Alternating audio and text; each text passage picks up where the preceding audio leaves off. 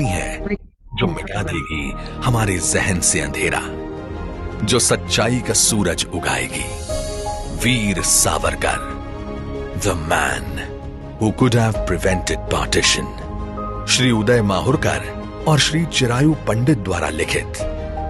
माहुरकर 2014 में centre stage और 2017 में मार्चिंग विद अ बिलियन के लेखक, जो है भारत सरकार के केंद्रीय सूचना आयुक्त भी। हम आजादी के 75 साल अमृत महोत्सव के रूप में मना रहे हैं, तो हमें यह भी याद रखना होगा कि देश के बंटवारे के भी 75 साल हो गए हैं। राष्ट्रीय सुरक्षा पर वीर सावरकर के दृष्टिकोण को सामने लाकर देश को चिंतन भी दिया है।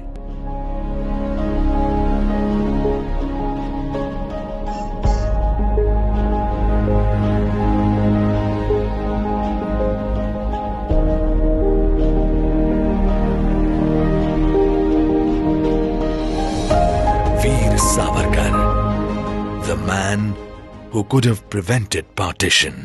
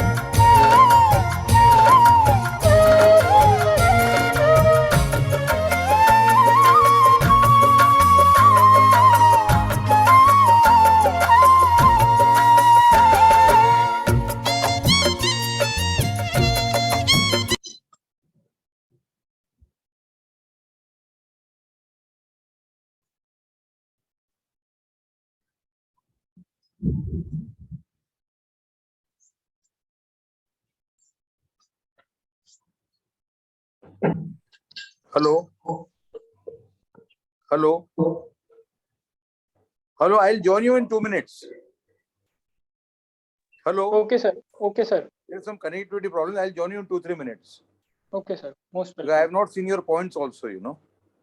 Okay, sir. I'll join you in 2-3 minutes. Okay, perfect, sir.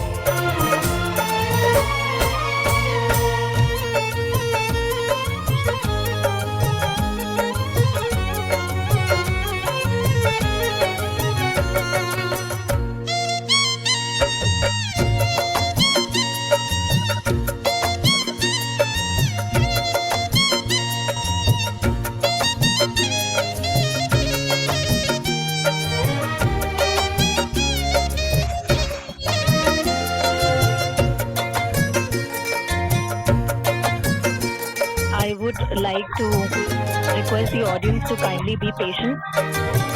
Our guest Uday Mahulkar ji has just joined us.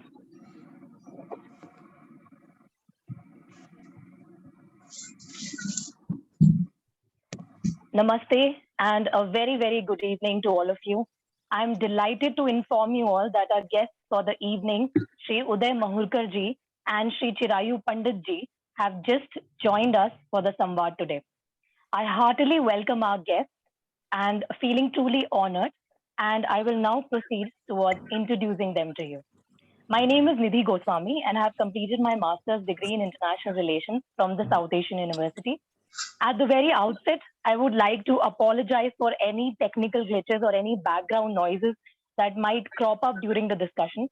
Technical glitches due to the fact that rains are knocking up on Delhi's doors again today, and background noises due to the fact that, as Chirayu Pandit ji had appropriately pointed out, to the much hyped India-Pakistan T20 World Cup match, the match that happens today as we hold this discussion about a man, Veer Savarkar. Had he been successful, this match wouldn't have been happening today, as there wouldn't have been a partition at all between the two countries.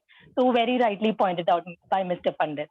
Now, proceeding with today's discussion, this is the 20th episode of the Samvad Conversation series, and I would like to give a brief introduction about our initiative Samvad before we proceed any further.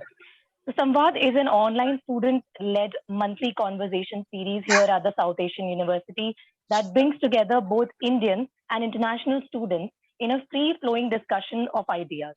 The very word Samvad signifies dialogue and discussion, which is an old Indic way of learning and exploring ideas. And as a part of this lecture series, we plan to discuss Indian cultural history, diversity, and its civilizational and international identity, which are topics that are usually left out in the present academic discourses.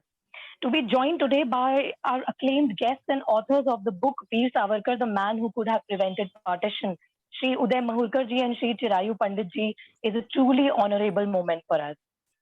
Uday Mahulkar ji is a Central Information Commissioner with the Government of India, a former senior deputy editor with India Today magazine, with wide experience of covering politics, social issues, religious conflict, rural and urban development, and has a range of articles on these subjects to his credit. Worked in India Today for 33 years, Mahulkar ji's deep understanding of radical Islamic movements has enabled him to understand Savarkar's philosophy better. He has marshaled evidence to prove that Savarkar's Hindutva is essentially unalloyed nationalism based on true nation first. He strongly believes that the Savarkar era has arrived. He has won many appreciations for excellence in journalism. He was awarded the Narad Samman in 2018 by Indraprasth Samvad Kendra for excellence in journalism. And now introducing our guest, Chirayu Pandit ji. He's a civil engineering lecturer at the Maharaja Sayaji Rao University of Baroda. He is the founding coordinator of the Institute of Leadership and Governance at the MS University, a one-of-a-kind institute focusing on public leadership. Pandit is a researcher on nationalist issues and has an appreciable grip on issues relating to Savarkar, having studied Marathi literature on him. They have recently come up with a new book on Savarkar titled Savarkar, the Man Who Could Have Prevented Partition. We take the Samvad further now with individual insights from Uday Mahulkar ji on the topics of Savarkar's national security vision, Savarkar's view on importance of military strength, mercy petitions filed by Savarkar, Savarkar's prediction on Muslim appeasement, China and Assam migration and related themes, and also insights from Chirayu Pandit ji on the themes of relevance of Savarkar's ideas for contemporary India, Savarkar's relationship with other freedom fighters and revolutionaries, rediscovery of Savarkar and his ideas by modern writers, the intention, motivation, and purpose behind writing this book, and what are the extra efforts put to make the book more interesting and insightful for the audience. But before that, I would request my technical team to kindly play a wonderful video that we recently discovered on the same theme made by Pratyum. So before I hand over the mic to Uday Mahulkar ji, kindly have a glimpse of the video.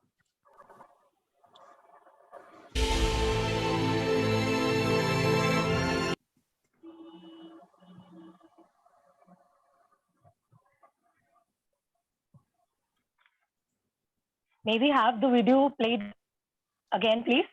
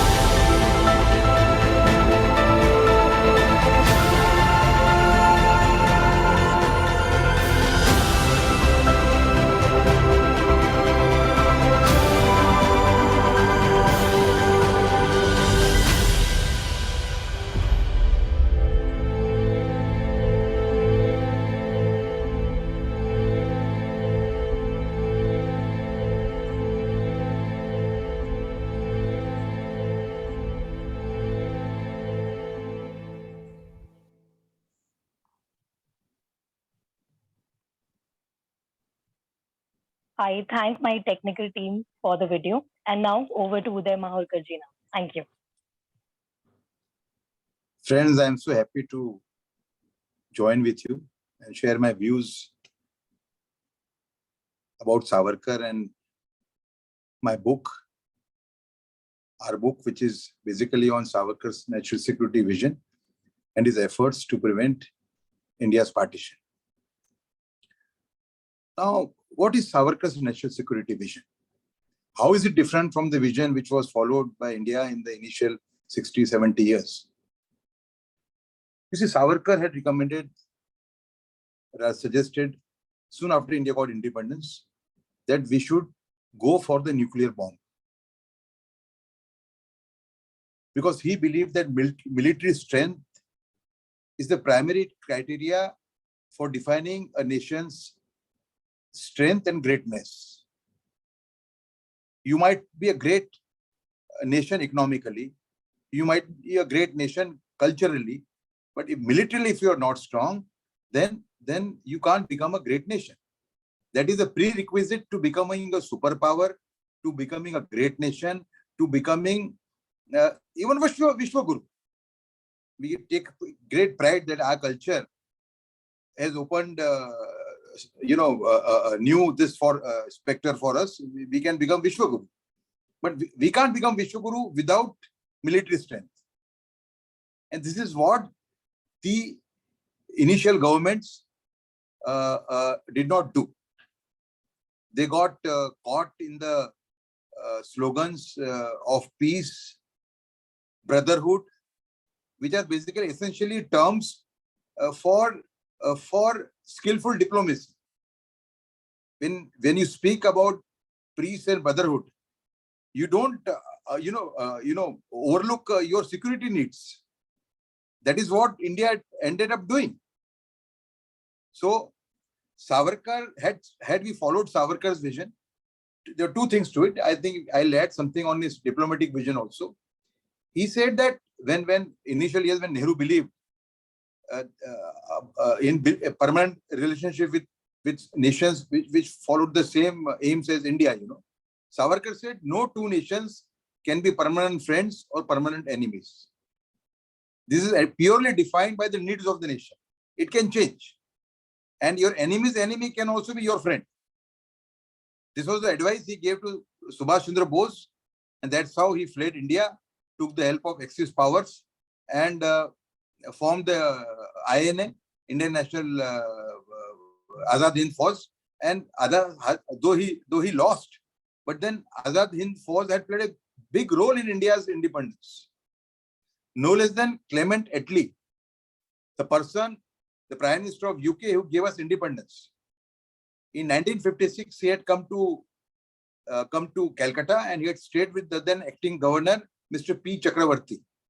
That time he, following very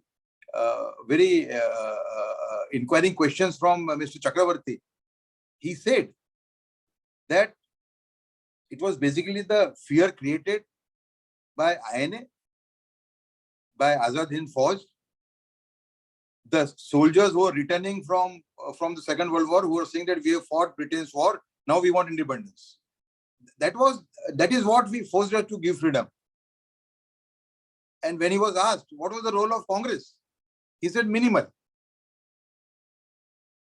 This is something, it's a great revelation, because the person who gave us freedom was Clement Attlee, the Prime Minister of England in 1947. And only 9 years later, he's saying this to P.B. Chakravarti, the governor of West Bengal. So Savarkar, by keeping away from Savarkar's vision, we have done great damage to ourselves. We could have become a superpower by now, and we had spiritual power also. So we could have been much bigger than today's superpower, namely China and Russia, because we believe in Vasudhaiva Kutumbakam. We won't have exploited smaller nations like in Africa, which are exploited by superpowers of today, because we believe in humanity ultimately.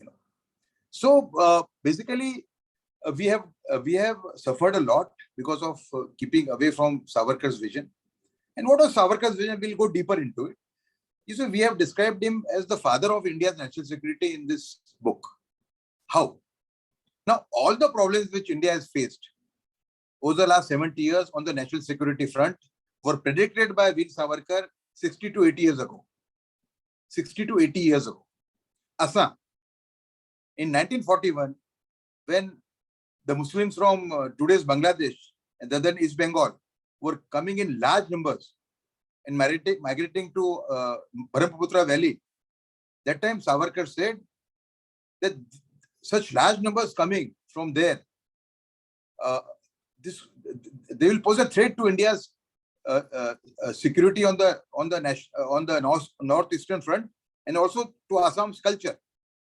That time Jawaharlal Nehru said, nature abhors vacuum, meaning where there is vacant space, people will come and occupy. How can we stop them? Savarkar gave a retort, which was, of course, in his very harsh language. He used to use very harsh language, He said, Pandit Nehru has very poor knowledge about environment.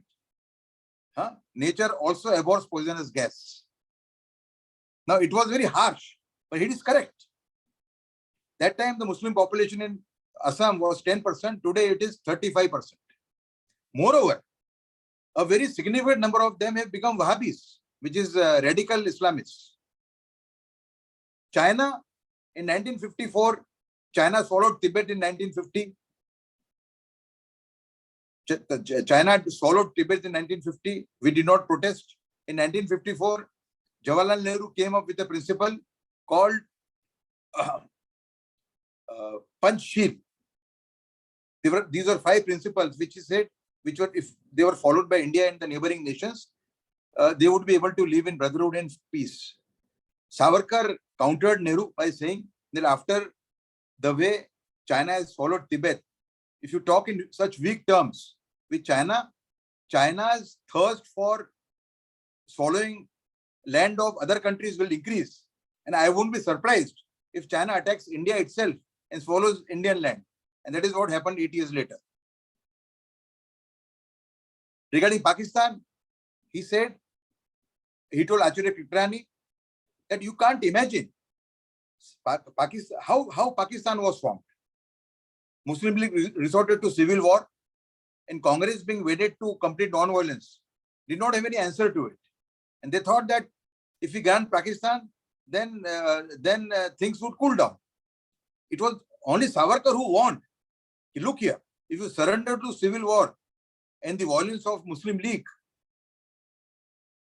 just imagine if they get Pakistan, if they get weapons and technology, what all they will do. So he predicted that Pakistan will become the nursery of terrorism. Even China, even the rise of Taliban can be linked to Savarkar's Bhavishyavani. It was Savarkar who had predicted that those who have won Pakistan on gunpoint, now if they get weapons, which they will after they become a nation, they get technology. You can't imagine what kind of damage they will do to India and Hindus. And that is what has actually happened. So, Savarkar was a great visionary of India's security and diplomacy. And I'll again repeat, the younger generation should know that by keeping away from his vision, we have suffered a lot. We could have become a superpower. Mind you, at the time of independence, China also became independent at around the same time. Today's China came into being around in 1948, 1 year later than us, 1 year later than India, correct? Now, China was much weaker than India in terms of military strength as well as economy.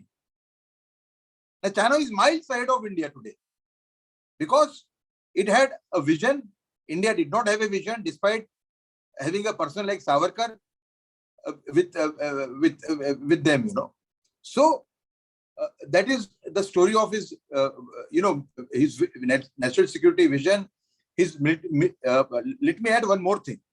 His militarization policy. He had taken up a campaign during the Second World War for Hindus to join the Indian Army, the then Indian Army under the British.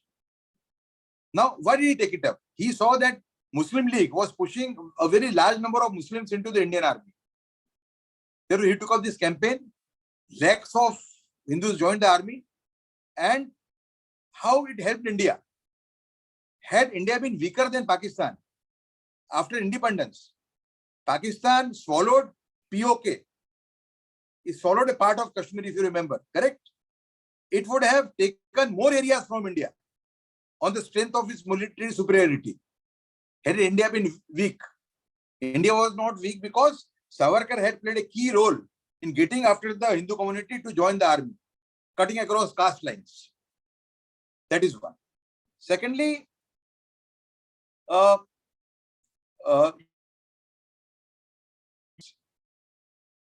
now Savarkar was a follower of Chhatrapati Shivaji. Savarkar was not a follower of Gandhiji. So you cannot weigh Savarkar's actions with the tools of Gandhi.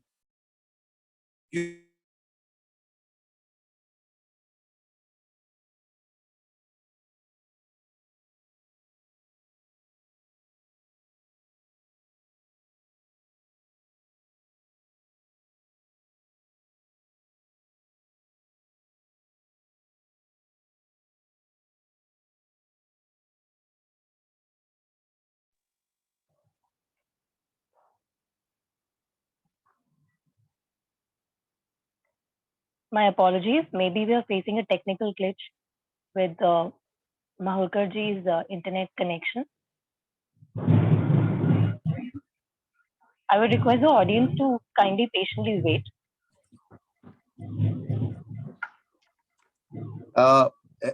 Can you hear me now? Yes, sir, we can hear you, but still can't see you. Can you hear me now? Yes, sir. Okay, should I continue then? Yes, sir, but we can't reconnect? see you. Your video is not turned on. No, shall I reconnect? I would advise Shall I you to reconnect? reconnect, sir. Yes, sir. Yes, sir. Okay. Yes, sir. Can you see me now? Yes, sir. It's perfect now. Okay. We can go on. Now we come to Savarkar's mercy petitions. Can you hear me now? Yes, sir. Hello. Can you hear me now? Okay, okay. Now we are coming to So we can Savarkar's hear mercy you, but petitions. with a little lag in the This is audio. Savarkar.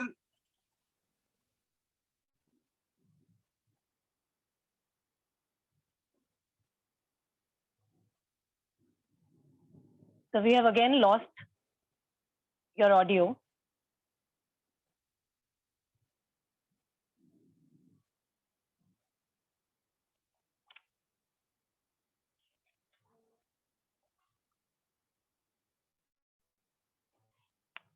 We seem to have lost Uday Mahulkarji's audio. Can I join again? So you're audible now.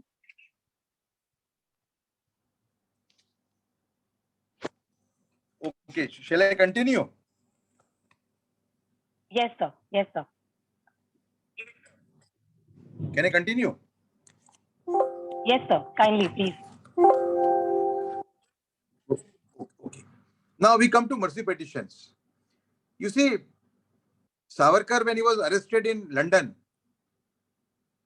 and he was being brought in a ship called SS Maurya, he had tried to flee the ship. He tried to flee British custody even when he was being brought to India. Can you hear me? Can you hear me? Yes, sir. We can hear you clearly. Okay. So he had tried to flee British custody while being brought from England, if you remember. The famous dive into the sea of Veer Savarkar in 1910, correct? Now, to weigh Savarkar's actions with tools of Gandhi is a great injustice to Savarkar. Savarkar believed that as a revolutionary, the first thing he should do is to flee the custody even by filing mercy petitions. And the best example of this is, Chhatrapati Shivaji, when he passed away, the length of his kingdom was 1600 kilometers. It was more than the distance between Kabul and Delhi and Kabul and Ghur from where Muhammad Ghori came and enslaved India. Shivaji, the length of Shivaji's kingdom was larger than the distance, longer than the distance between Delhi and Kabul, Delhi and Ghur. Such a person had tendered 4 to 5 apologies to Aurangzeb in his lifespan because he believed in Chanakya Niti. Chanakya Niti teaches that you set a target. What was Shivaji's target? Shivaji's target was Hindavi Swarajya, independence from Mughal rule.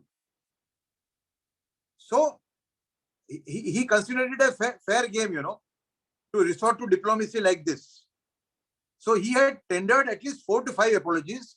3 of these was followed by treaties between Mughals and Shivaji, and all the 3 treaties were broken by Shivaji himself. Because when he thought that his purpose was served, he used to break the treaty. So Savarkar's actions have to be judged with the tools of Shivaji, not Gandhiji. And Reginald Craddock, there was one British officer who had who used to look after Andaman jail also. He wrote a letter to the jail authorities saying that prisoners who have put in 5 years in solitary confinement, they may be allowed to stay outside the jail. But he warned that this facility should not be extended to Savarkar, because Savarkar has got revolutionary friends in Europe. They will bring a ship and they will hijack him from here. Such was the fear of Savarkar. So this whole thing. Now, last thing I want to tell you is why these allegations are being made against Savarkar. You see, our book proves without any doubt that Savarkar was the greatest visionary of India's security, national security. We have called him the father of India's national security. Correct? Greatest symbol of India's unity and integrity. Those ideologies, which I call them alien ideologies. Alien ideologies, ALIEN. Correct? And those political parties who survive on Muslim appeasement, for them, Savarkar is the greatest enemy. Because they survive on a fragmented India. And Savarkar's Hindutva had space for every religion, every caste. This whole campaign against him, that he was divisive, is against falsification of history. His Hindu manifesto said that all religions and all castes will have equal rights in Hindu Rashtra. He went a step further, and he said that should anyone try to hinder the prayers of religious minorities, namely Muslims and Christians, the state will step in and ensure that they are able to offer their prayers in the way they want. But he wants in the end, the nation will not allow creation of a nation within a nation in the name of religious minoritism. And that is the story of India in the last 70 years. There has been Muslim appeasement. It has led to great imbalance in the country. Just imagine that we give Pakistan to a section of Muslims on their demand. For majority, for Hindus, it is division of their motherland. And yet, Hindus are not allowed to build Ram temple for 70 years. Just to please the minority. Just to please a section of Muslims. Similarly, Kashi, the temple at Kashi, there is a mosque just adjoining the temple. There is a mosque adjoining Mathura also. I think those also India, you see, thousands and lakhs of temples were destroyed by Muslim invaders during the medieval period. Against that, if Hindus are demanding 3 places, why they should not get it? After having given Pakistan to a section of Muslims. So I think the time has come for Indian youth to appreciate this. We are for all patriotic Muslims. Today also in Kashmir, if you see, there are Muslims who are dying, who are being targeted by terrorists, those who are patriotic Muslims. We have a space for patriotic Muslims, but we can't extend that to those Muslims who have pan-Islamist vision, who dream of converting this country into an Islamic nation, maybe 100 years down the line. So if we want to save India, then we have to follow Savarkar's vision. We have called this book a guide to preventing another possible partition of this country. And no less than Manya Mohanji Bhagwat, the Sarvchalak of RSS, in his foreword to our book has said that this book is a guide on how to fight divisive forces and make India a great nation. I think that is enough. Thank you. Yes, Thank you sir. so much. Yes, sir. Thank you. Thank you so much, sir. It was very insightful to know from you what the country has missed by not familiarizing policymakers with Savarkar's ideas. And I was also quite surprised by the accuracy of Savarkar's predictions and makes him truly a great visionary. Now, over to Chirayu Panditji, who has the mic to him for 8 to 10 minutes. Sure. Within 10 minutes, I will complete. As first of all, I would like to congratulate participants. Even then there is a match, and even then they are participating this webinar. Once Indra Kumar Gujral said, we Indians take cricket as a war and war as a cricket. And in such kind of situation, these participants, youth are here. I would like to thank them first. Regarding Savarkar's relevance, as Mahurkarji said, that foreign policy, if you want to understand today's government, Modi's government's foreign policy and security policy, you have to study Savarkar. Mr. Pandit, I would like to interrupt you to tell you that we can't see your video. My video is on. My video. I'm able to see him. Continue, so your video is visible. Okay. It is visible, maybe not to me. I'm really sorry to interrupt you. No problem. You can go on. So this audience should understand that today's foreign policy, today's security policy is somewhat framed by Veer Savarkar's vision.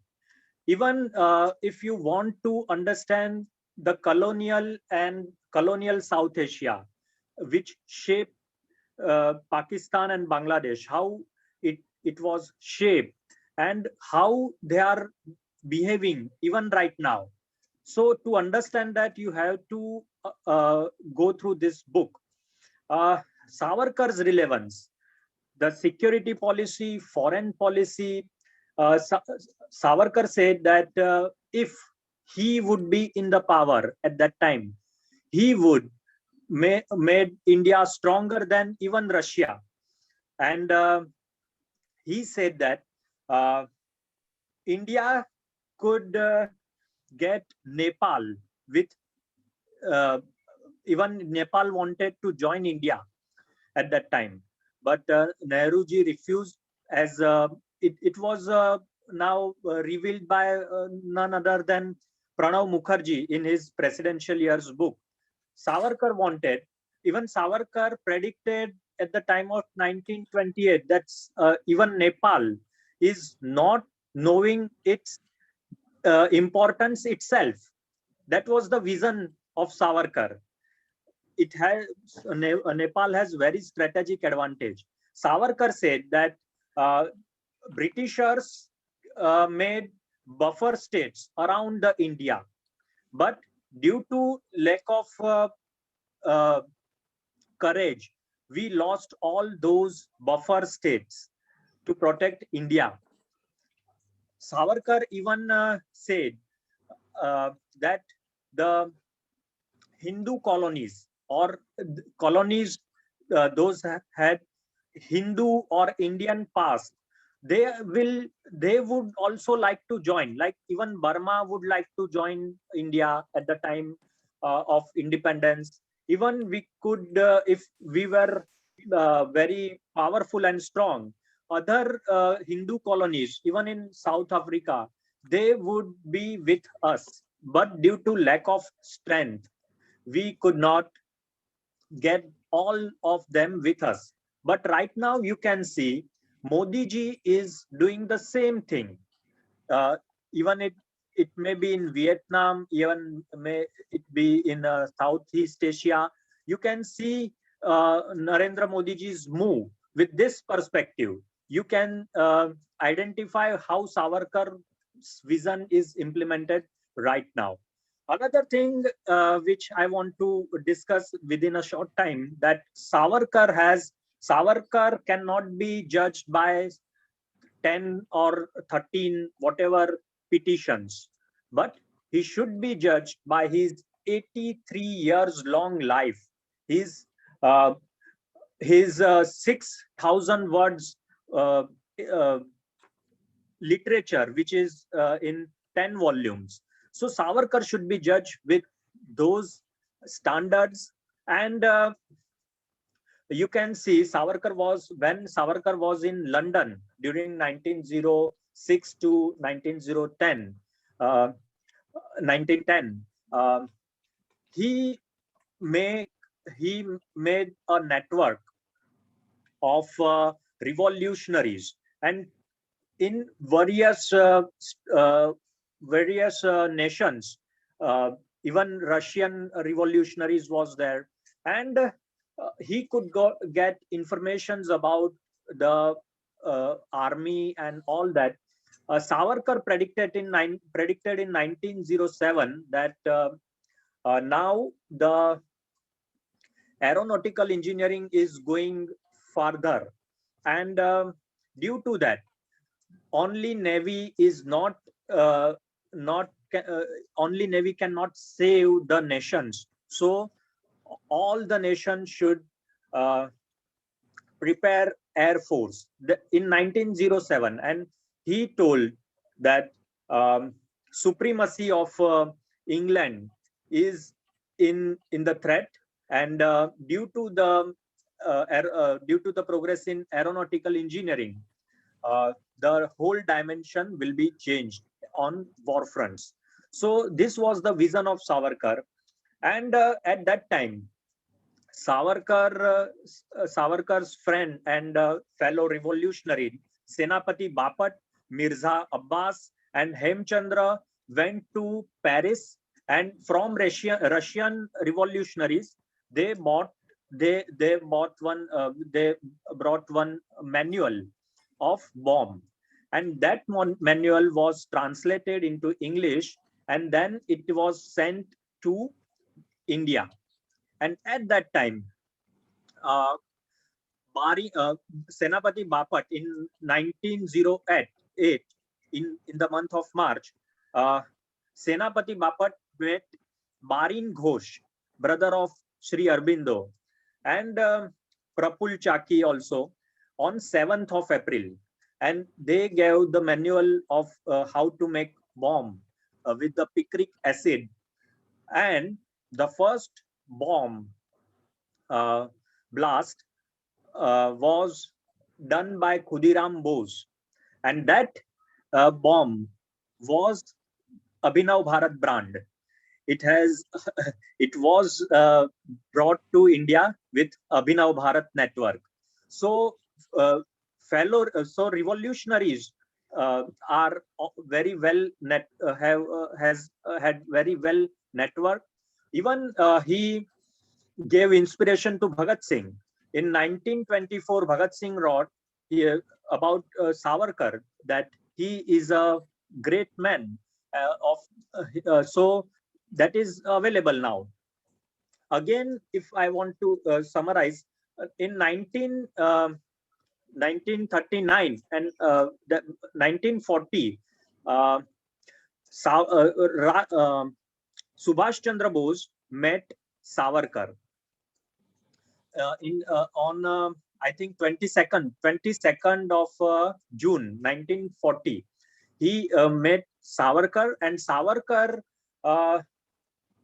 showed him a letter from Rash Bihari Bose. Even Rash Bihari Bose was in connection with Savarkar, that Japan is going to come into the war in next few years. So that letter was shown to Subhash Chandra Bose, and then he gave idea that you should not be in India in prisons. You should fly away from India, and rest of the history we know.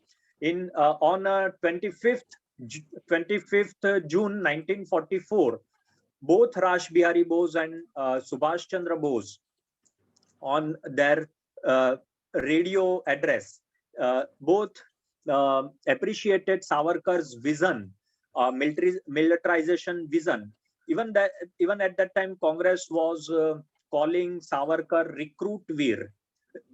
He is not veer, but he is recruiting soldiers in the army. But Savarkar was not just a writer of War of Independence 1857, but he wanted to do the same thing like Mangal Pandey did within the military. So same thing Savarkar wanted to do. So you can see whole span that from Khudiram Bose to Rash Bihari Bose, Savarkar was well connected with all the revolutionaries. And that is why M.N. Roy, Manvendranath Roy, once told in 1937 that Savarkar is like a banyan tree, and we all are just branches of it. So this is the contribution of Savarkar which we should know. And regarding the last point, just I would like to finish that regarding this book is dedicated to future generation of India. No, it is not the past. As Mahurkarji said, that we are not taking it as a some past history, but we want to understand the strategies of radical forces. Even they are right now, they are at their they are active. We can hear Bharat Tere Tukde Honge like slogans even right now. Even right now we are having such radical things going on in India. But on the other hand, those who suffered, those families who suffered from the partition, even their generations, third or fourth generations, are not bothering about those pains of those sufferings. And again, there are forces which are going to, if we are not we are not active, then there are possibilities of partition, future partitions also. And that is why this book is very relevant for today's scenario for the youths. Thank you. Thank you so much, sir. And very rightly pointed out so many things. But I noticed quite recently there's a beautiful statue of Savarkarji just behind you. Yes. Thank you. Right. So we are on to our question and answer round now. And during the registration process itself, we had received quite a lot of questions and we have shortlisted some questions out of that. But before that, I have a little question for Chirayu Panditji that I was personally inquisitive about. So, so while we were in the process of hosting this discussion, a student in the university came up to us and asked us that why do you guys at Samvad love Savarkar so much? As our last Samvad was with Mr. Vikram Sampatji. So this person asked us to bring in some left liberals too for discussions, and this is like a trend in universities these days, that the youth want to hear the left liberal narrative more often, keeping aside more nationalist figures. So what is the harm in this trend, according to you? And we thought you would be the right person to answer this question, as you yourself teach in a university. That narrative is going on since last 70 years, at least 30 to 35 years. That narrative is going on. But the alternate narrative or true narrative is not in the public discourse. As I said, regarding partition, it is the 75th years of partition, but there is no discussion, there is no discourse, public discourse, and they want to hide something. They want to hide these things from the younger generation, and that is why it is available in the textbooks. If you their versions are everywhere, but this narrative is to be told to everyone, and that is why I think it is Samvad, and we have a tradition of Samvad and of different ideology. You also bring them on this Samvad.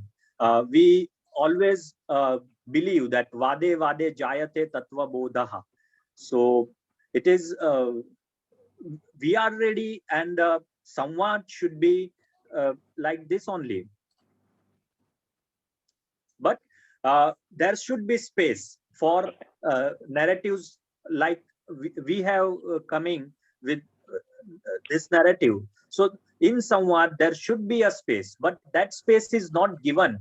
Even today, we can see in Kerala, in some university, there was a subject in that they wanted to teach different ideologies, but Savarkar, Golwalkar was omitted from the syllabus, which we have seen recently. So these spaces are not given in academia, even right now, where left liberals are dominating. This kind of narrative has no space.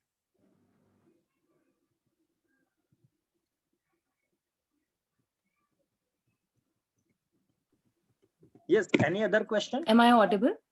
Yes, yes. So, sir, with this, we begin our question and answer round now. And the first question we'll have from Srinivas, who has asked me to ask this question from Uday Mahalkarji. So the question says that the left wing tries to compare Bhagat Singh, Rajguru and Sukhdev's ultimate sacrifice with Savarkar's mercy petition and tries to diminish his stature. How would you counter that argument? We have countered that whole thing in our book. I would implore people who have joined here, the youngsters who have joined here, to buy this book and read it. we have done a very good job of this whole strategy of pitting Savarkar against Bhagat Singh. In the first place, Bhagat Singh has been hijacked by the leftist followers of leftist ideology. There is a book called "I Am an Atheist." Bhagat Singh is still there officially, but there is no manuscript available written in Bhagat Singh's own hands, saying that I am an atheist. Correct. Now, you see, revolutions also can have different ways. Revolutions also could have different ways. Savarkar believed in Shivaji's this, Bhagat Singh believed that he wants to set an example by giving up his life, So the ways could be different, but the more important is that both were mutual admirers. Bhagat Singh drew from inspiration from Savarkar, and Savarkar actually inspired Bhagat Singh. And according to Dhananjay Keer, the first biographer of Savarkar, Bhagat Singh, Rajguru and Sukhdev had gone and met Savarkar in Ratnagiri before committing the Saunders conspiracy, the bomb which they killed an officer, Before that, they had gone and met Savarkar in Ratnagiri. So this whole is a conspiracy to demonize Savarkar, and I think that demonization of Savarkar is one of the biggest conspiracies ever in the world when it comes to demonizing a true patriot, a great patriot. Yeah. Right. Thank you, sir. So the next question is for Chirayu from Ansh. And the question says that Savarkar's statement on Panchsheel doctrine mentioned the possibility of China attacking India. Nehru paid no heed to that advice and continued to pander to China. It costed us greatly and we lost a war. We see a similar situation on Indo-China border today. Do you believe PM Modi made the same mistakes as Nehru? What advice would Savarkar have given to him?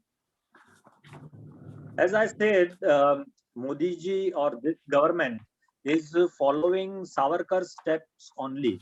And I think nation is in safe hands.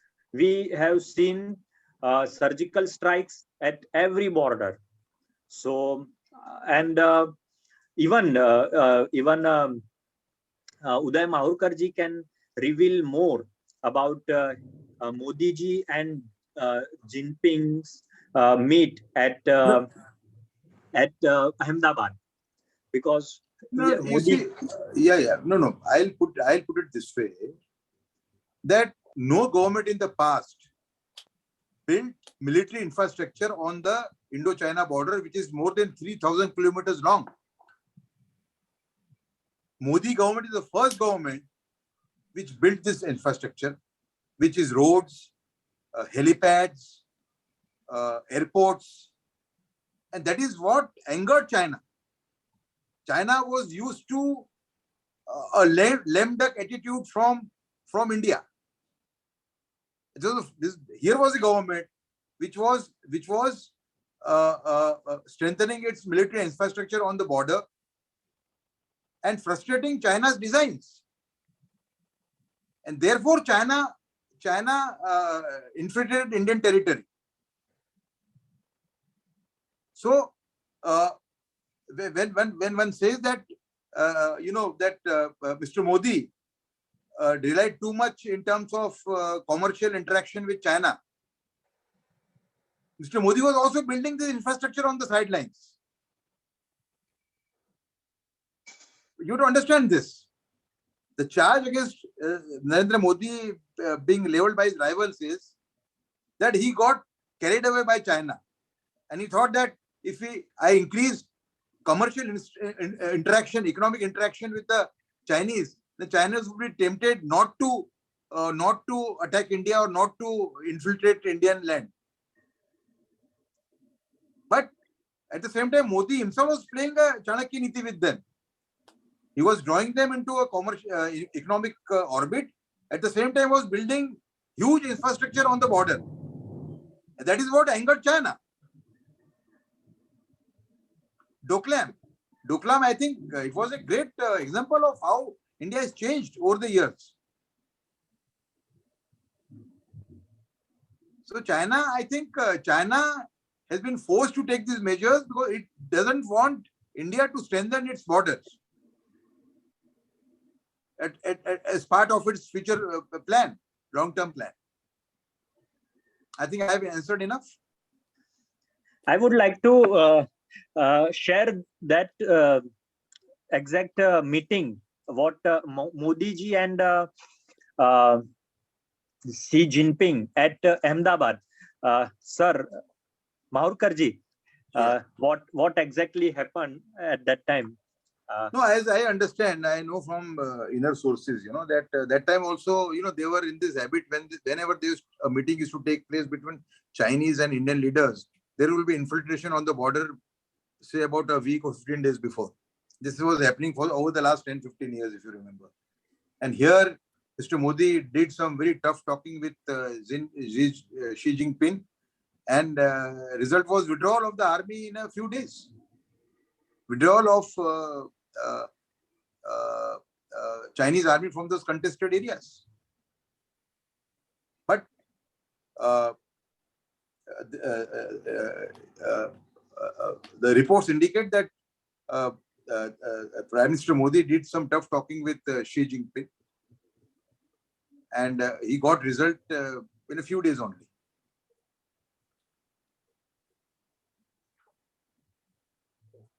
Right. Yeah. Thank you, sir. Thank you to both of you. And the next question is by Kritika to Udayji. And the question says that the Assam crisis, which involved large-scale migration of Muslim population from East Bengal, swarming into Assam, was brewing in 1941, and Savarkar had warned us about it then. The crisis has actually continued till today. If Savarkar was alive, how do you think he would have dealt with it? He would have dealt with which a very different hand, very strong hand. You see, there were pan-Islamists which were part of the previous governments, and they allowed the infiltrators to legitimize themselves. What is legitimization? Ration card at that time. So there were people in the government itself who were helping these infiltrators to legitimize themselves in India, though they were infiltrators. Savarkar could not allow that. He would have thrown them out. The Assam crisis would have not been there had Savarkar been there. As Chirayu Pandit said, that when he was asked, suppose you are made president or Prime Minister of India, what will you do? He said, I will make India stronger than Russia, I think, in 1 or 2 years, he said. So it is all a question of will and vision and target. Our target was wrong after independence. Our vision was wrong. There was no missionary zeal to attain true greatness. Savarkar had all these elements, Many of had Savarkar been the first Prime Minister of India, many of the problems India is facing today would not have been there on the national security front.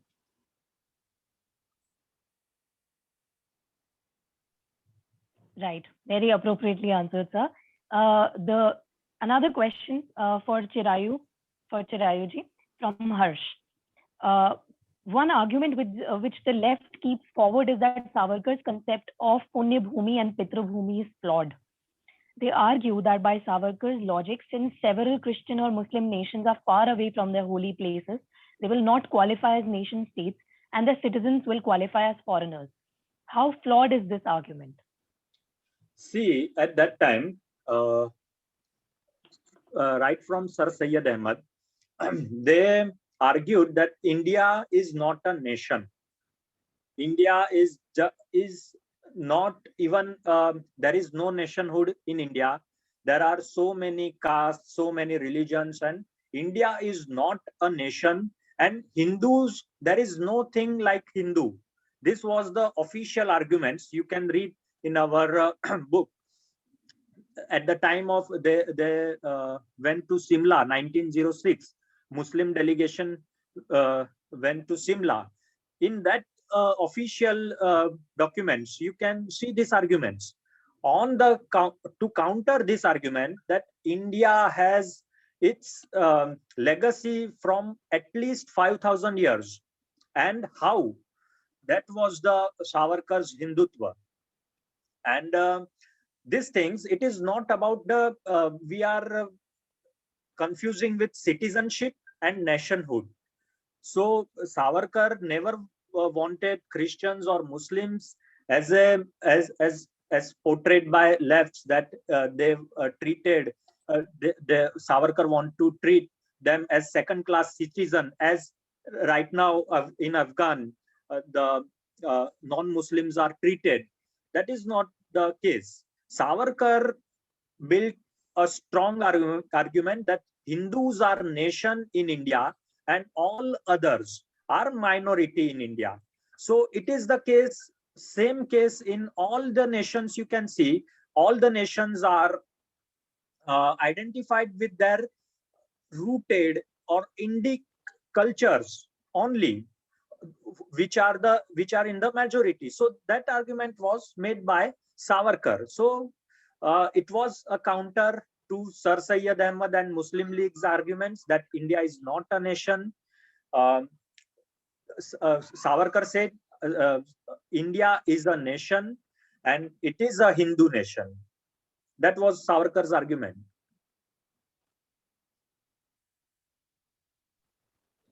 Right. Thank you so much. Thank you so much, sir. I have a question too, my personal question from Uday Mahurkar ji.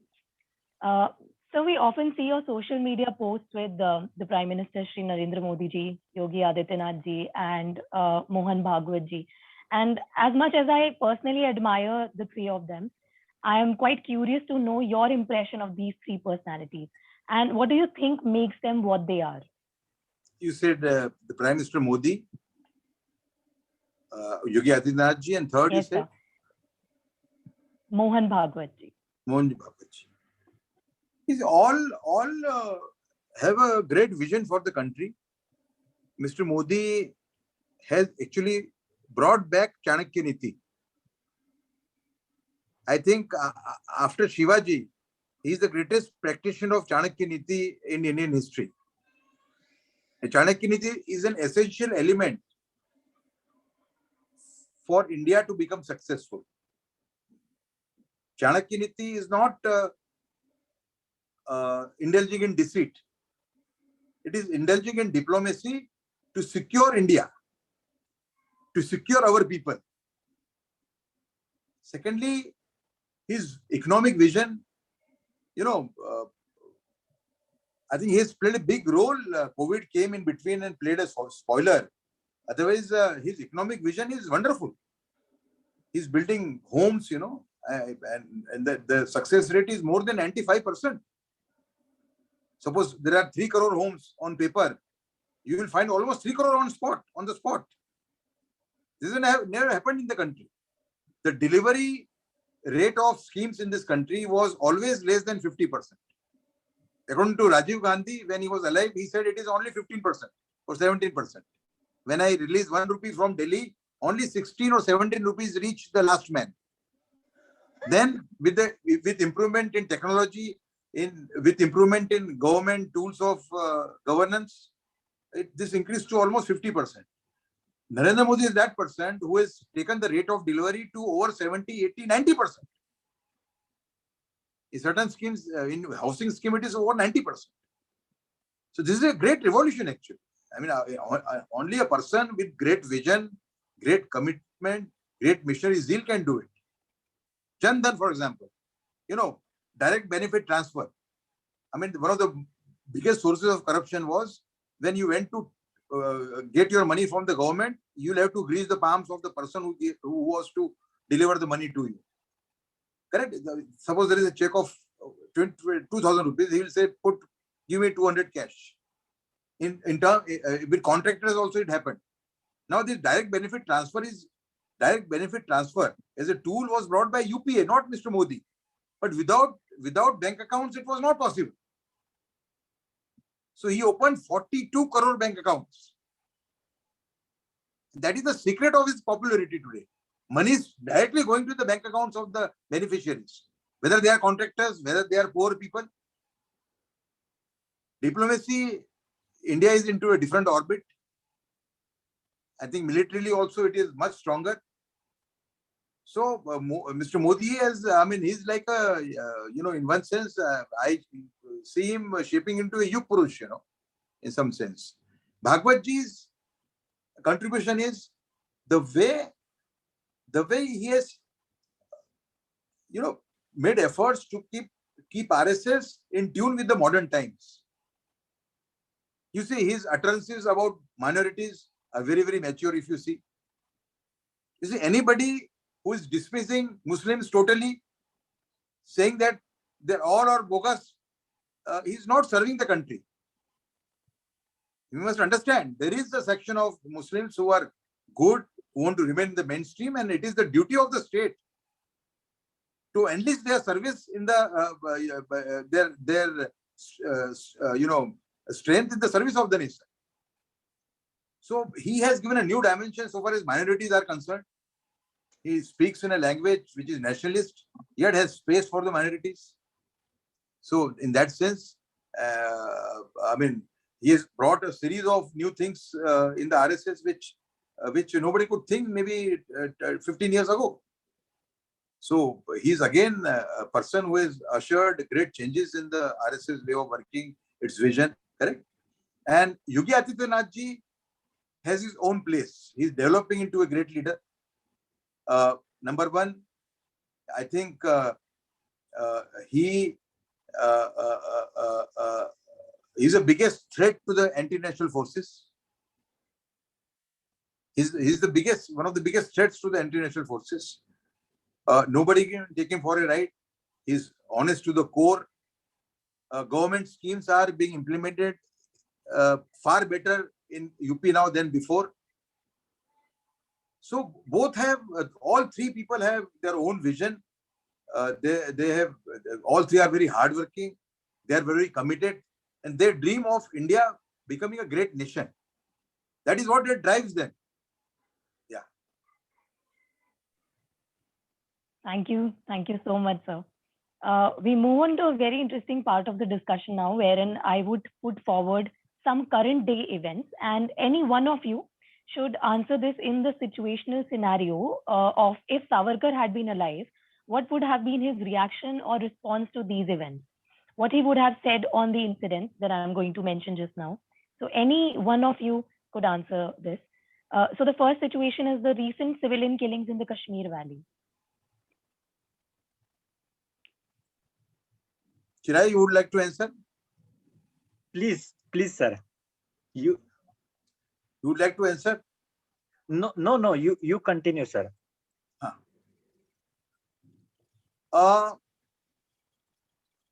He would not have acted in a way which would be different from what this government is doing. There is a very there is a drive which has been launched against the terrorists, and I think this government is acting in the way which is expected of him. Savarkar also would have read the situation and then taken steps. And this is a very recent scenario. Killing of civilians, Hindu civilians particularly, is happening in the last 1 month only, maybe. So he would have waited for the situation and then taken steps, which this government is doing. In the meantime, screws have been tightened on the terrorists. There is a very serious attempt to flush them out. Yeah. Absolutely correct. So the second situation is the attacks on Hindu temples in Bangladesh. Chirai would like to reply. As Savarkar predicted this very before, on 2nd August 1941, when some supporters of Pakistan in Congress stated that what if Pakistan comes into reality, what would happen?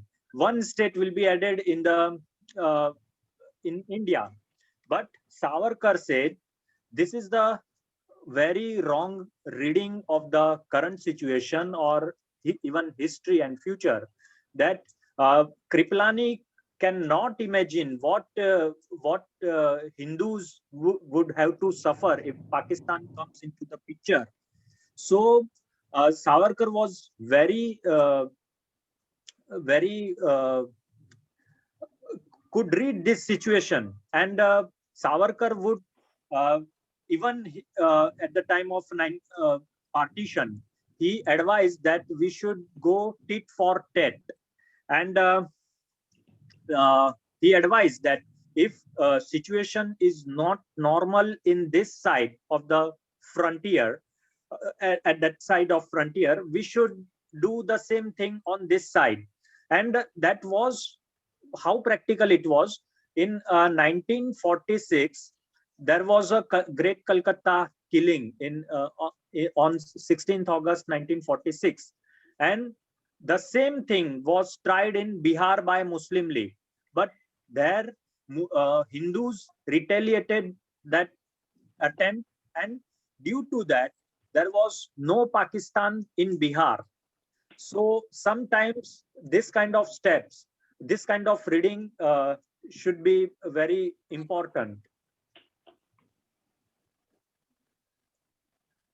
Right. Thank you, sir. And So even that, as I told that Savarkar want Hindu colonialism, like as I said. So Savarkar in this situation, CA and NRC is related to Pitru Bhumi and Punya Bhumi. The same thing coming into the picture. We have to intervene for protection of the minorities, particularly Hindus, Hindus, Sikhs in this all subcontinent.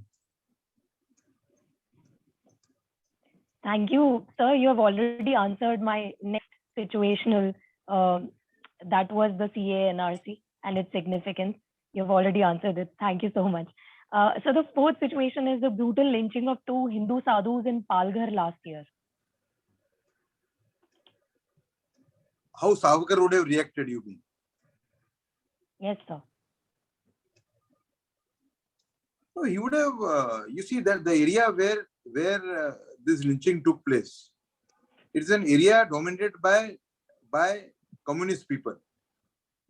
There is an MLA also of Communist Party of India in that area. Savarkar would have launched a campaign against them.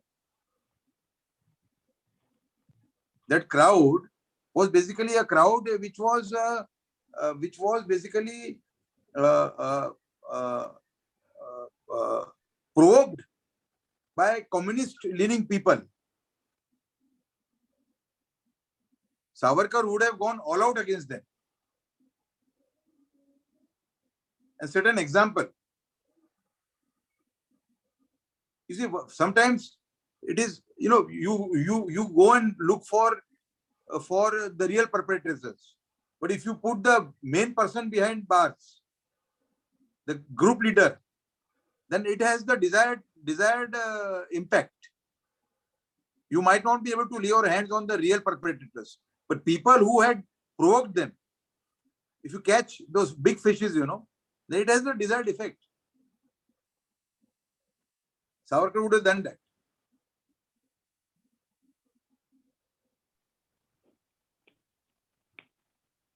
Right.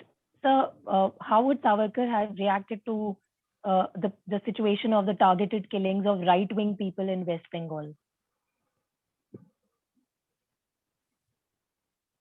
He would have been much stronger in response. He would have deployed central forces for the protection of right-wing people.